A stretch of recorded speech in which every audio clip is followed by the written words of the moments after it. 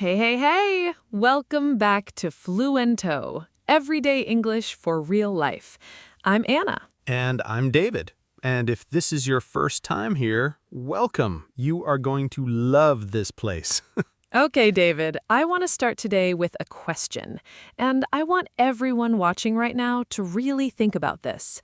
Have you ever said to yourself, in English or in your own language, I'm just not good at this. Maybe this isn't for me. Oh, yeah, definitely. I say that to myself all the time, actually. Right? And here's the thing. Most of us say that. But today we're going to talk about why that little voice in your head might be lying to you. Oh, okay. I like where this is going. We're going to talk about mindset, what it is, how to talk about it in natural English, and how changing the way you think can honestly change your whole life. And don't worry, this isn't going to be one of those super serious philosophical conversations. We're going to keep it real, keep it fun. And very, very practical. So stay with us. Let's go. All right, let's start with the word itself, mindset. David, how would you explain mindset to someone who has never heard that word before? Okay, let me try. A mindset is like the way you think about yourself and about the world, like your default way of seeing things. That is actually a really good definition.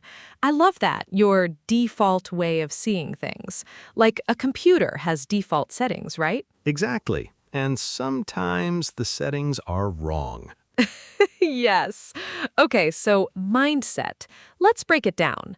Mind, that's your brain, your thoughts, your thinking, and set, like when something is fixed in place, it doesn't move. Oh, like set in stone. Like it can't be changed. Perfect. Great connection. Set in stone is an idiom. It means something is permanent. It cannot be changed. So a mindset is literally how your thinking is set, how it's arranged, what direction it points in. Okay, but mindset can be good or bad, right? Like you can have a positive mindset or a negative mindset.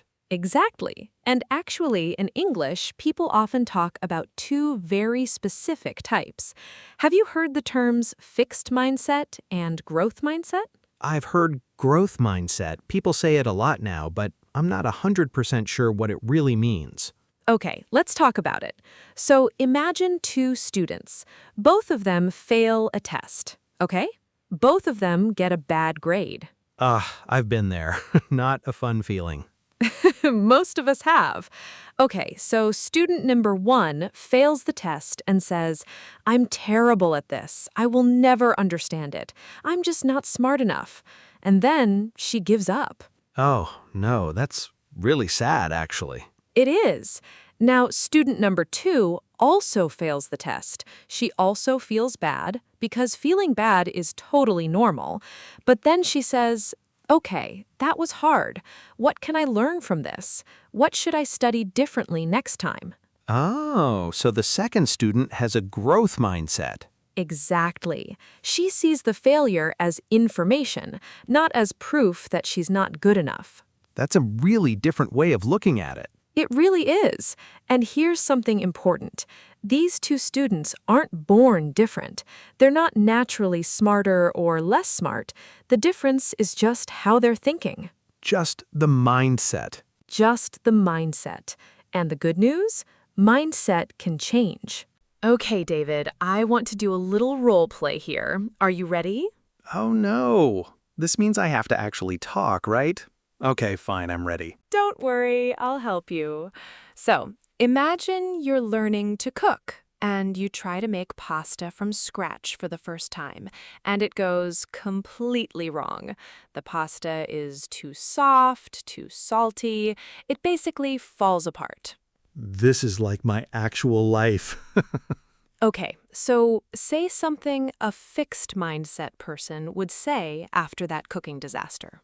I'm a terrible cook. I'll never be good in the kitchen. I just wasn't born with that skill. I should just order takeout forever. Perfect. That was very convincing. Now, say the same situation, but with a growth mindset. Okay, that did not go well, but I think the problem was too much water and too much salt. Let me try again with less next time. I'm going to watch a video about it. Beautiful. Do you hear the difference, everyone? It's really different. The fixed mindset version feels kind of final, like it's over. Yes, and that's a great word, final. The fixed mindset treats every failure as a final verdict, like a judge saying, case closed, you're not good enough. And the growth mindset is more like an experiment. Ah, I love that. Yes, like a scientist running an experiment. It didn't work this time. Okay, why not? What can I change? Let me try again. Everybody, I want you to notice that last phrase, I'm not there yet. This is so powerful. Not there yet doesn't mean you failed. It means you're still on the way.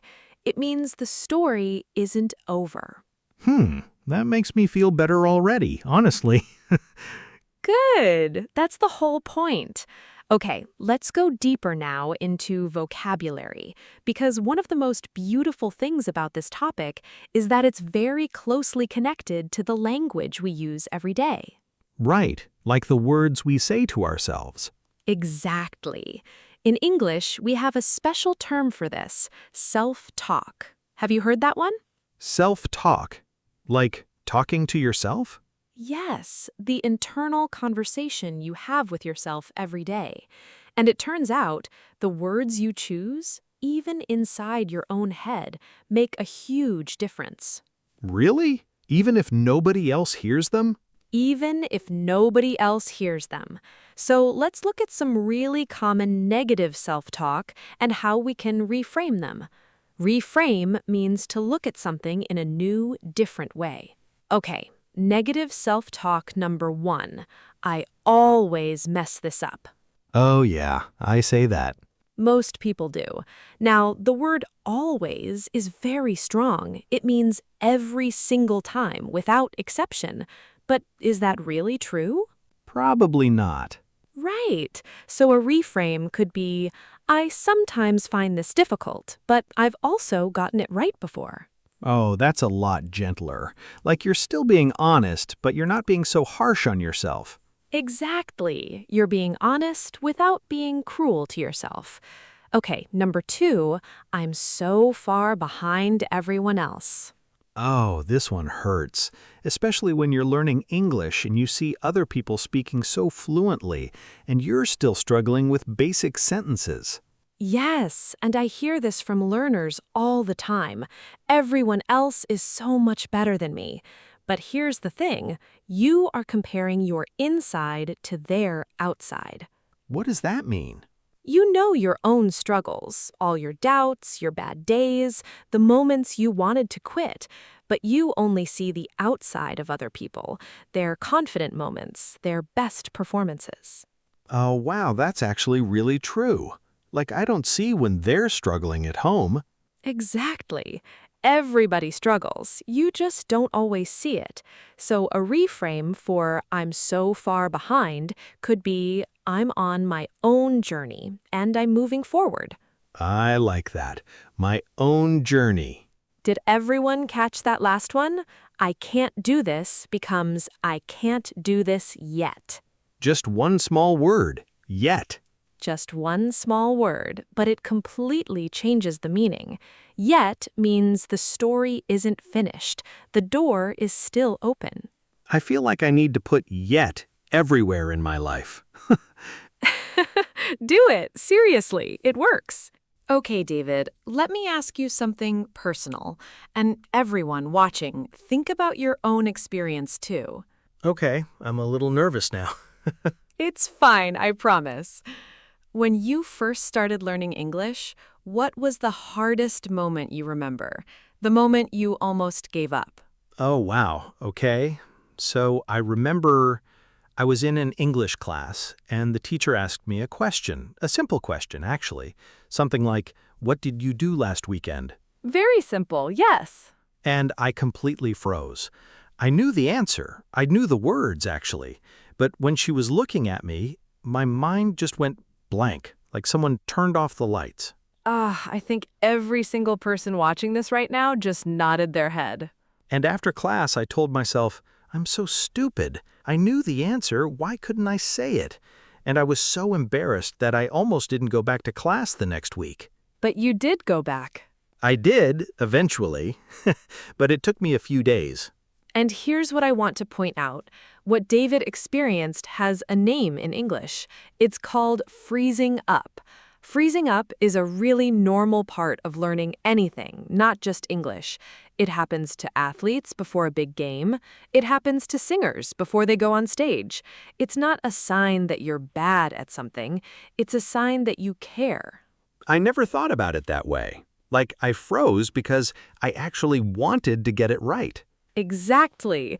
If you didn't care, you'd just say anything. The fact that it matters to you means you're taking it seriously. That is honestly a really helpful way to think about it. And the good news is, the more you practice, the less you freeze. Every time you speak, even imperfectly, you are teaching your brain that speaking English is safe. Oh, I like that. Safe. Your brain wants to protect you. It sees a scary situation, speaking a foreign language in front of people, and it says, warning, danger. But every time you do it and survive, your brain learns, okay, this is actually okay. It's like building confidence one small moment at a time. Perfectly said. That's a beautiful way to put it. All right. Let's look at some really useful vocabulary you can use when you talk about this topic. These are words and phrases that will come up again and again in conversations about personal growth, mindset, and change. Okay, let me get my imaginary notebook. Go ahead. Okay. First word, resilience. R-E-S-I-L-I-E-N-C-E. Resilience. Resilience. It sounds strong. It is strong. Resilience means the ability to recover after something difficult. Like a rubber band, you can stretch it, but it bounces back. So a resilient person is someone who, when things go wrong, they get back up. Exactly. We sometimes say, she has great resilience, or he bounced back quickly. Resilience equals the ability to recover from difficulty. Bounce back equals to recover and return to a good state. Second word, persevere. P-E-R-S-E-V-E-R-E. Persevere. What does that mean? To persevere means to keep going even when it's hard, to not give up. Even when it takes a long time, even when it's frustrating, you keep moving forward.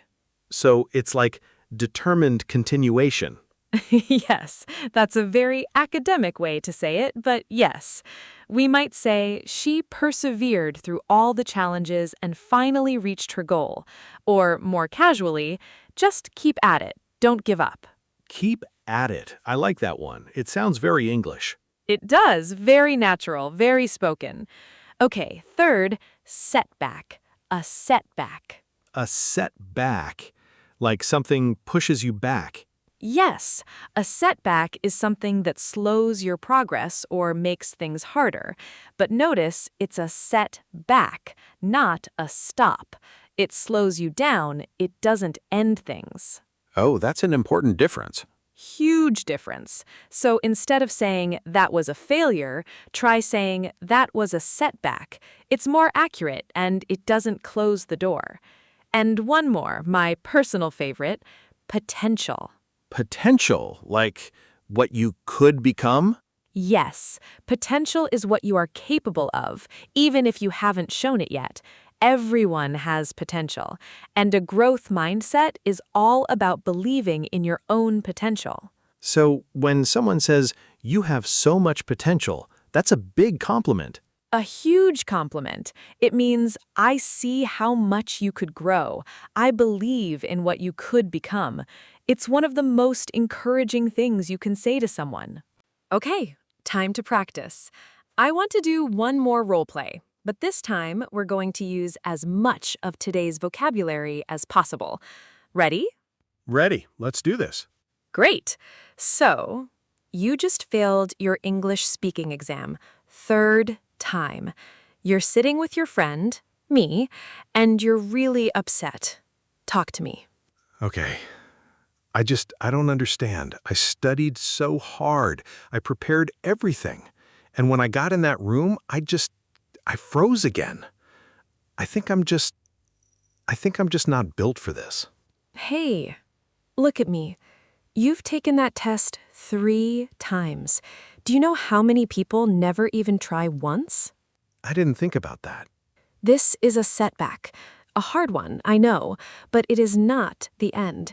You have so much potential. I see it every time we practice together. But what's the point if I keep failing?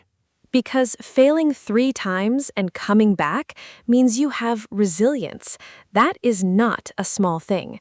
Most people quit after the first try. You're still here. I guess I am still here. You are. And next time, we're going to work on the freezing up problems specifically. We'll practice under pressure. We'll make it feel normal so your brain stops panicking. You just have to keep at it. Wow, that was actually kind of emotional. I know, right? Good acting, both of us.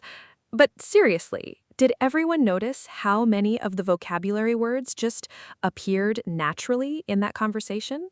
Setback, resilience, potential, freeze up, keep at it. All in one conversation. And that's the point. When you learn vocabulary through a real situation, it sticks. You don't just know the word, you feel it. Okay, we're getting close to the end, but I want to leave you with something really practical, not just ideas, something you can actually do today. I love when we do this. So here's the challenge. Tonight, or right after this video, I want you to think about one area of your life or your English learning where you've been talking to yourself negatively. Maybe it's speaking, maybe it's grammar, maybe it's your accent. Whatever it is, find one negative thought you keep having about yourself. And then? And then reframe it. Change the words. Add yet. Change I can't to I'm still learning. Change I'm terrible to I'm improving. Just change the words. Just change the words. It sounds too simple to be powerful, but try it for 1 week. Genuinely try it, and see what happens to how you feel. I actually want to try this because I do have one thought that comes up a lot. My English will never sound natural. Okay, reframe it right now. Okay. My English doesn't sound fully natural yet, but every conversation I have is making it better. That was beautiful. That was genuinely beautiful. I'm not even joking. Thanks. Do you feel the difference? Yeah, it's weird. Like, the second version doesn't make the problem disappear, but it gives me room to breathe, like there's hope in it. Room to breathe. I love that. That is exactly what a growth mindset gives you. Not magic, not instant results, just room to breathe, room to grow. All right, everyone, that is today's episode of Fluento. Thank you so much for watching, and just thank you for showing up. Every time you watch, every time you listen, you are choosing to grow. That is not a small thing. We mean that genuinely. Whether this is your first video or your 51st, the fact that you're learning, that you're putting in the effort, we are rooting for you. Now, we have a challenge for you in the comments, and this is important. Don't skip this.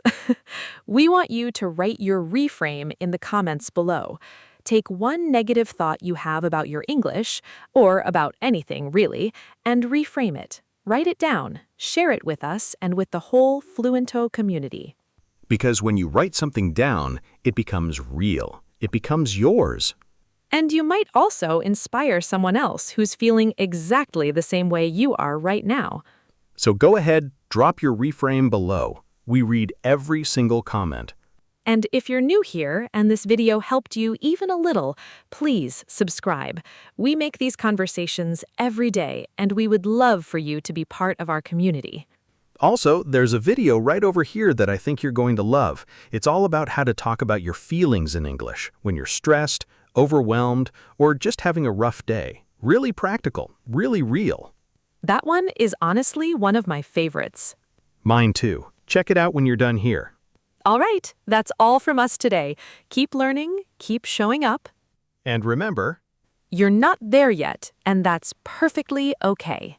bye for now. See you next time.